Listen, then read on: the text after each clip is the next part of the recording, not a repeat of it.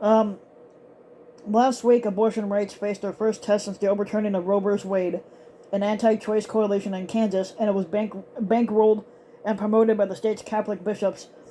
And they asked voters to approve a constitutional amendment removing the right to abortion care that was recognized by the Kansas Supreme Court back in 2019. The abortion rights advocates had organized and fought back hard, and the results are in. Kansas voters rejected the bishop's efforts by a landslide, a stunning rebuke to the anti-abortion movement. Now, Kansas has a long history as a constitutional battleground on issues. The board in Brown v. Board of Education, the landmark Supreme Court case that ordered the end of racial segregation in public schools, was the school board of Topeka, Kansas, after all.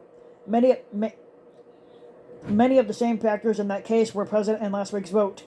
The white evangelical Christians had organized around racial segregation in the 1950s and 1960s on religious grounds, especially in the aftermath of the Brown ruling. Now the same evangelical groups, having replaced segregation with abortion as a more politically palatable, respectable new cause to energize their base and mobilize against abortion rights last week. Now the difference between Brown and Roe v. Wade is that white evangelicals have since the late 1970s allied with the right-wing Catholics to amass political power. Together, evangelicals and Catholics have spent the ensuing decades and hundreds of millions of dollars waging an unholy crusade to control women's bodies, capture the federal judiciary, and take choice out of the rightful hands of patients and their caregivers. Now, race and equality are still an integral part of this unholy anti-choice crusade, as white supremacy and abortion are inextricably linked.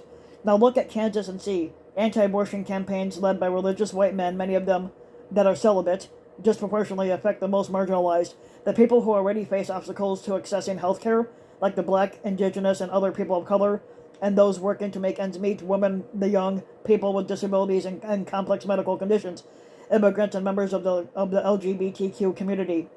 And they are the very people that Jesus commended us to serve in the first place. Now, in the amendment campaign, the Catholic hierarchy spent north of about $4 million, even as the church provides its employees woefully inadequate paid family leave if they have any at all.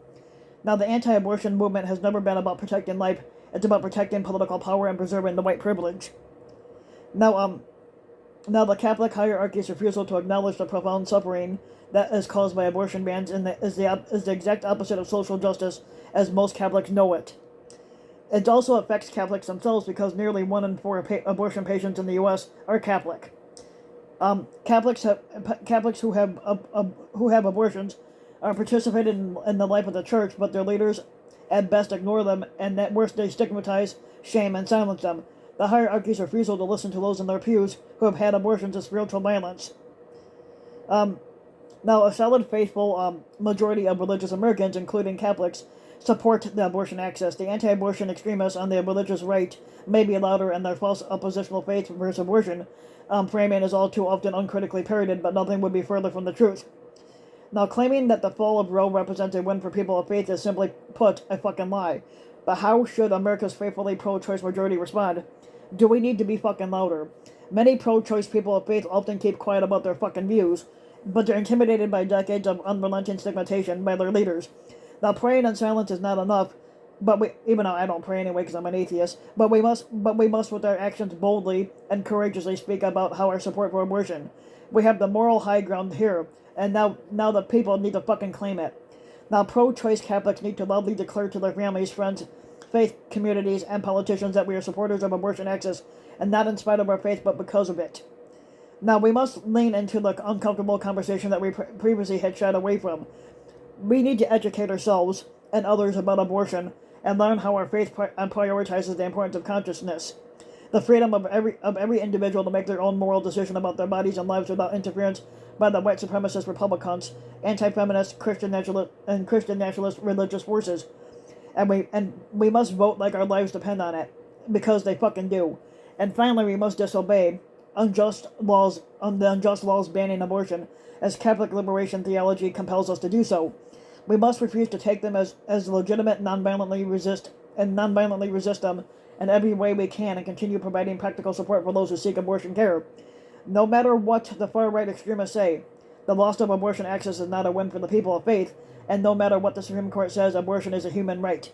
Now, the vote in Kansas shows that when pro-choice people of faith speak, act and vote their values, they can win, even when they are up against the power, money, and influence of the Catholic hierarchy, and compelled by our faithfully formed consciences, and guided by our religious values, and energized by this victory in Kansas.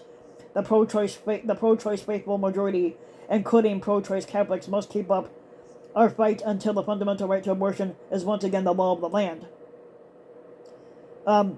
If you like the video, you can give the video a like and subscribe to my channel, RBW King. You can also hit the notification bell so that you'll be notified when a new video comes out. And if you want to support my work even further, you can donate to my Patreon link, which you can find in the About section of YouTube. And for just as little as a few bucks a month, your donation can help go a long way, and thanks for listening.